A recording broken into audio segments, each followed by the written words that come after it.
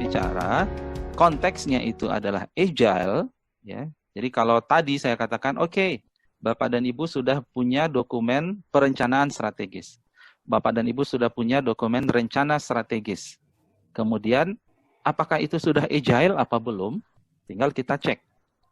Yang dimaksud dengan agile, bukan agile ya, belum lagi, gile gitu ya, itu agile.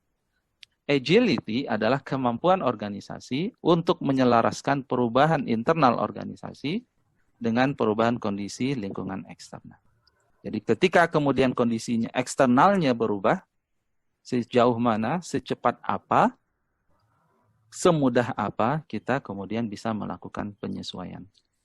Nah, contoh-contoh dokumen rencana strategis yang tidak agile, ya sekarang misalnya, ya terjadi di pemerintah juga jadi, gitu ya, lambat.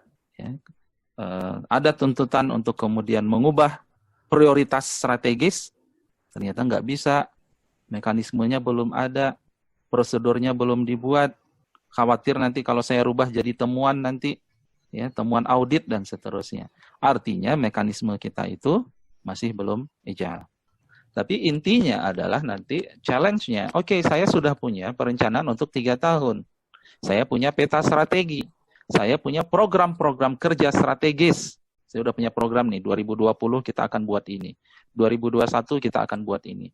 2022 kita akan buat ini dan seterusnya. Tahu-tahu kemudian terjadi perubahan. Ada pandemi. Ternyata ada perubahan, ada kondisi krisis ekonomi dan seterusnya. Ya, walaupun na'udzubillah ya.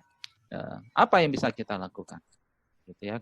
Organisasi tidak boleh gamang, langsung kemudian dia harus segera mereview. Itu yang secara umum. Bahkan sebenarnya dengan kita paham dari awal model kita itu, kita berangkat dari model VUCA, ya, lingkungan berubah itu juga kadang-kadang kita tidak bisa deteksi sederhana seperti tadi ya. Kalau tadi pandemi, resesi itu jelas, gitu, terlihat. Ada beberapa kondisi eksternal yang kita nggak pernah tahu. Ya, ternyata ada perubahan dalam hal preferensi dari pelanggan misalnya. Sehingga itu juga kemudian berdampak kepada ada harus penyesuaian dalam prioritas kita. Sehingga secara filosofis, Bapak dan Ibu, ini yang slide yang paling penting ya. Kalau kita berbicara, jadi solusinya seperti apa? Ketika tadi lingkungan bisnisnya itu berubah, stakeholders atau pengguna juga kemudian menuntut ya ada sebuah perubahan. Kemudian kalau kita tidak melakukan respons, ada risiko kita kehilangan peluang, gitu ya. Kemudian juga kadang-kadang dalam internal kita, ya, teman-teman itu yang ada di unit-unit kerja, mereka sudah melihat ada sebuah tren, ada sebuah temuan, ada sebuah inovasi, dan itu membutuhkan perubahan prioritas organisasi. Kalau seperti itu, kalau tidak agile kita, maka kemudian sia-sia. Opportunity menjadi hilang, peluang menjadi hilang. Apalagi kita konteksnya era digital, ya. Era digital itu data, itu semua nanti ya kita sekarang Bapak dan Ibu bertransformasi kepada era digital. Ya, data itu tersedia digital. Orang bicara data analitik, orang bicara big data dan seterusnya. Maka ini adalah ya, dari General bacanya apa nih? Eisenhower, ya. Dia kemudian jadi presiden Amerika. Walaupun kita sudah punya perencanaan, katanya the plan is nothing, dokumen perencanaan itu ya kemudian menjadi tidak ada gunanya. Yang penting itu adalah bagaimana kita melakukan perencanaan. Ya. Jadi disitulah adanya proses kita merevisi, proses kita mengupdate, memperbaiki dan seterusnya. Sehingga solusinya itu adalah kombinasi dari stabilitas versus dinamis. Ini terjadi debat panjang sebenarnya sampai sekarang itu ada dua kubu ya dalam para ahli manajemen, sejauh mana kemudian rencana strategik itu diperlukan. Gitu. Apakah kemudian dengan kondisi seperti ini ya sudah kita nggak usah buat sebuah perencanaan yang kemudian sangat mengikat kita, yang penting kita dinamis. Ada juga kelompok yang kemudian di tengah-tengah, yang walaupun ini mungkin jadinya kelompok yang ya kita perlu perencanaan strategik, tapi dalam batas tertentu tidak boleh terlalu detail, dan kita biarkan kedetilan itu menjadi dinamis. Sehingga yang kita kawal itu adalah prioritas strategis di sini ya. Dan saya termasuk salah satu tadi ya. Jadi bukan banci tapi ya, tidak apa istilahnya tidak bisa memilih antara satu di antara dua, tapi memang realitasnya seperti itu. Ya. Banyak bukti di berbagai organisasi ketika kita sangat kekeh dengan rencana yang sudah ada, padahal sudah saatnya itu direvisi, dampaknya tadi kita kehilangan peluang. Ya. Berbuat agile, jadi doing agile menjadi being agile, gitu ya. Being agile menjadi agile. Kemudian stakeholder kita itu dinamis, sehingga kemudian harus kita memiliki tools yang disebut dengan stakeholder analysis, stakeholder mapping, stakeholder engagement analysis. Itu ada toolsnya Bapak dan Ibu, silakan dicari ya. Stakeholder mapping itu siapa saja stakeholdernya, ya, kemudian dipetakan dan seterusnya sampai kemudian engagement kita seperti apa saat ini dan seterusnya. Itu ada tools, ya. Jadi kalau Bapak dan Ibu yang memang bidangnya di sana, ya, itu menurut kami, ya, menurut saya itu perlu juga dikaji, ya. Dukungan organisasi yang sudah agile dalam artian Bapak dan Ibu ketika kemudian kondisi seperti itu, maka kemudian yang diperlukan oleh organisasi adalah bagaimana tadi planning itu baru sebuah satu bagian, gitu ya. Yang menggerakkan, yang menjalankan siapa? Ya, itu yang disebut dengan organisasi yang agile. Organisasi yang agile itu karakteristiknya adalah disebut dengan self-organizing teams. Dia berkarakterkan tim-tim, ya, yang kemudian self-organizing. Gitu. Memperpendek siklus perencanaan. Jadi kalau biasanya perencanaan itu direview setiap akhir tahun, tuntutannya sekarang adalah perlu direview setiap 3 bulan. Yang direview adalah prioritas strategis. Ya. Jadi bukan program itu biarkan dia sifatnya adalah bottom up, gitu ya. Yang sifatnya top down itu adalah prioritas. Cilaka kita kalau semua unit menentukan prioritas sendiri-sendiri. Hilanglah organisasi. Jadi prioritas tetap. Oke, kita punya balance scorecard, kita punya peta strategi, dari situ kemudian kita punya sasaran-sasaran strategis, dari situ kemudian pimpinan organisasi menentukan, oke, ini 8 sampai 10 prioritas strategis kita. Itulah isi esensi dari sebuah rencana strategis. Ya. Kemudian didukung dengan kebijakan dan prosedur. Yang sampai nanti Bapak dan Ibu ketika kemudian kita dituntut untuk melakukan perubahan program, kemudian alasannya adalah ya prosedurnya belum ada, gitu ya. Nah, ini yang kemudian harus kita siapkan. Oke, sedikit lagi. Kemudian Bapak dan Ibu bisa lakukan assessment. Agile apa sih saat ini perencanaan yang dilakukan? Ya, ini silakan dipilih aja sendiri. Kalau nilainya semakin kecil, artinya semakin belum agile. Kalau nilainya semakin besar, nilainya artinya organisasinya sudah semakin agile.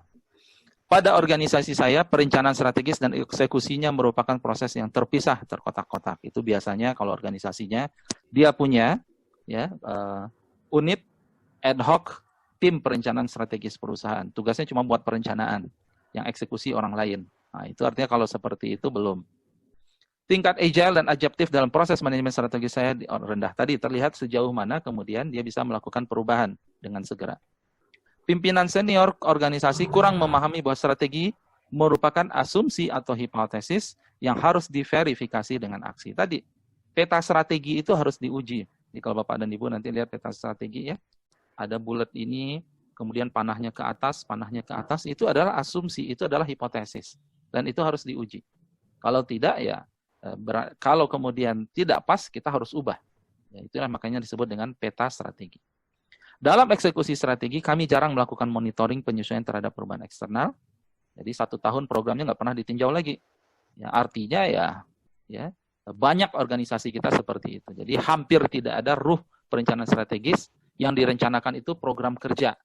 Gitu ya. Jadi tahun ini apa yang kita buat? Kita buat jalan-jalan yuk 1.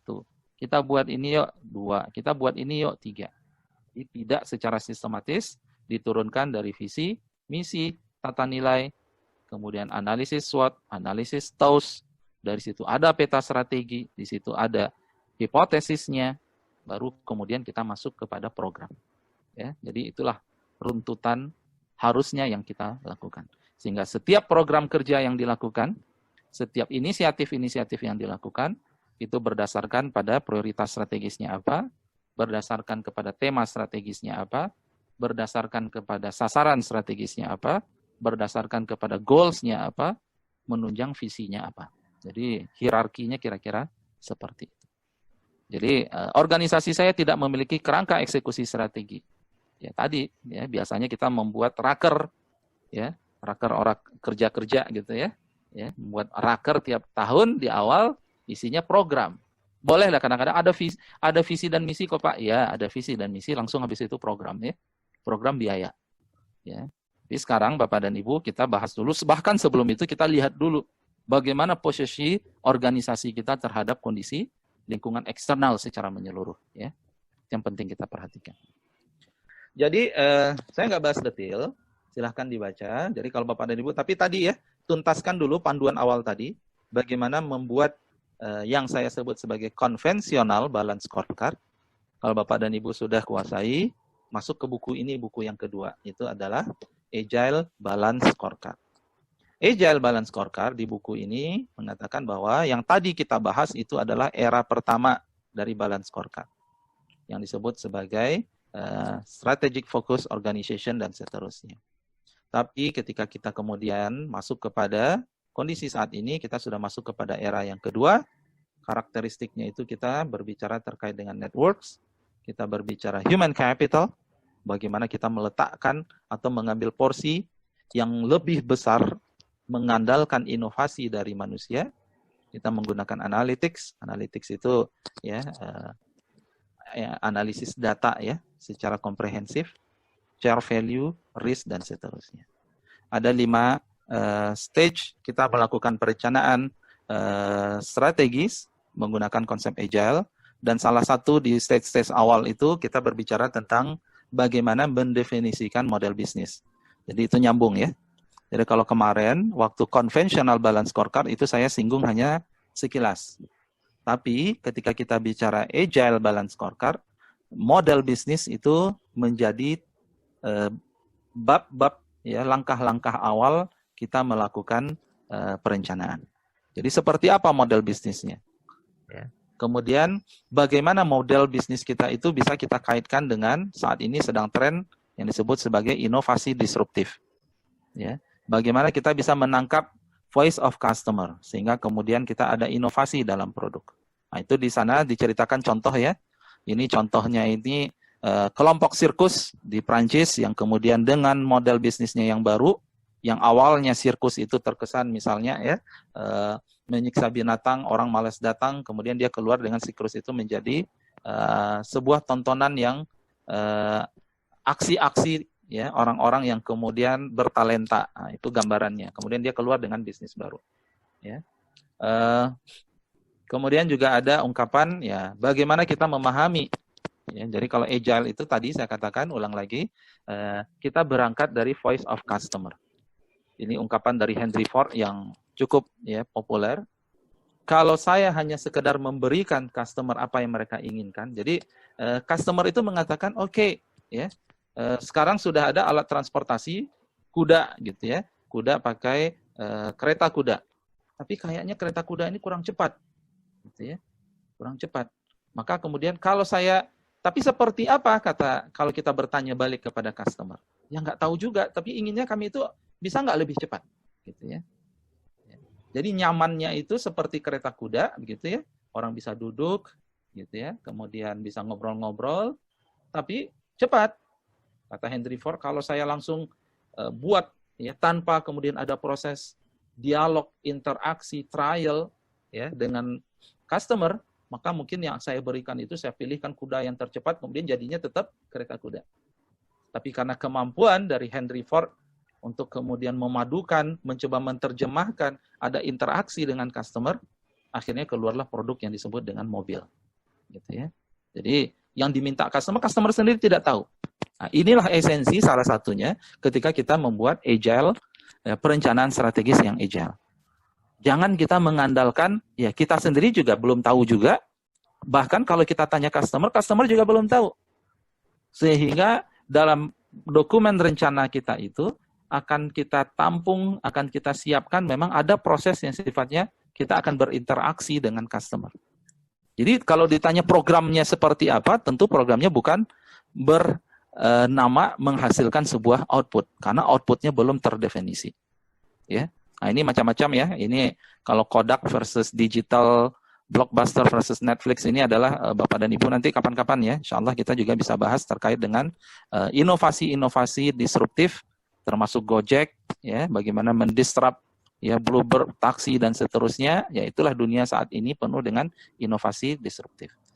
Apa konteksnya di sini? Konteksnya adalah bagaimana kita dalam model bisnis, dalam strategi bisnis itu kita masukkan dalam ya dokumen perencanaan strategis kita, gitu ya. Dan ketika model bisnis berubah, maka dokumen perencanaan strategis juga berubah. Sedikit lagi, karena terlalu panjang saya di sini, nanti sesi yang ini kita nggak dapat ya. Dalam buku yang tadi Bapak dan Ibu juga bisa lihat bagaimana kita melakukan sebuah prioritas yang disebut dengan agenda perubahan. Memetakan aja sederhana, ini dalam bentuk yang sangat praktikal, kondisi saat ini seperti apa, kemudian target ke depan kita maunya seperti apa. Ini adalah sebagai salah satu checkpoint untuk kita melihat sejauh mana kemudian nanti dokumen rencana strategis kita benar-benar membawa kepada perubahan. Ada ini contohnya ya, di sana dicontohkan bagaimana pengarang buku tadi membantu FBI, ya, FBI itu lembaga ya biro investigasi di Amerika, ya. Mereka melakukan perubahan strategi dari awalnya seperti apa dan inginnya seperti apa. Kemudian mereka punya peta strategi. Nah, ini menarik nih ya. Kita punya peta strateginya FBI Amerika nih gitu ya. Tapi lihatlah sejauh mana komprehensif peta strategi itu. Paling atas dia membawa misi atau visi. Bagaimana visi itu? Kemudian ini adalah hal-hal yang akan menjadi prioritas strategis yang mereka lakukan terkait dengan kapabilitas, terkait dengan teknologi dan kompetensi, terkait dengan sumber daya.